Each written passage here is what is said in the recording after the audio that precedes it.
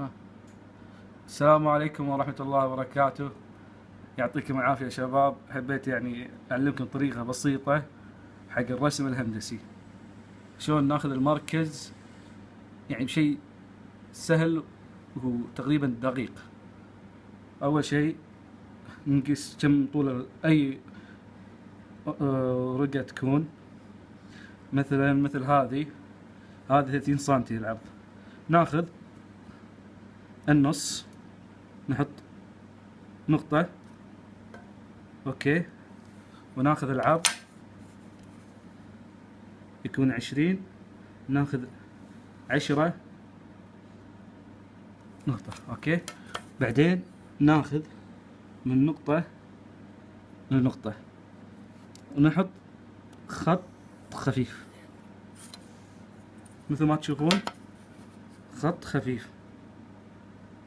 نضع الخط الثاني خفيف لما لا نهاية.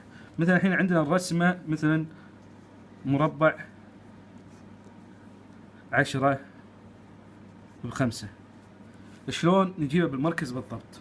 ناخذ 10 بنص المركز، ناخذ نقطة من عند 10 وناخذ نقطة من عند 0.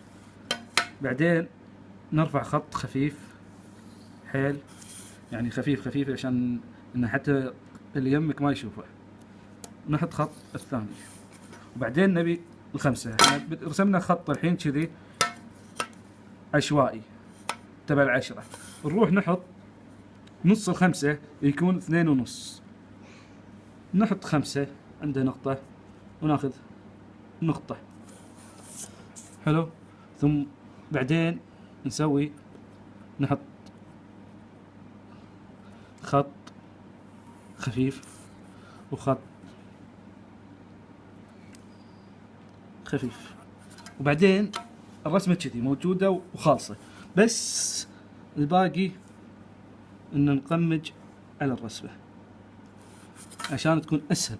ما نحتاج نسوي حرف التي ولا شيء ثاني، بس بالمسطرة.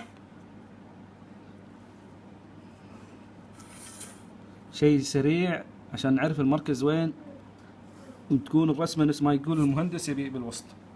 وشكرا.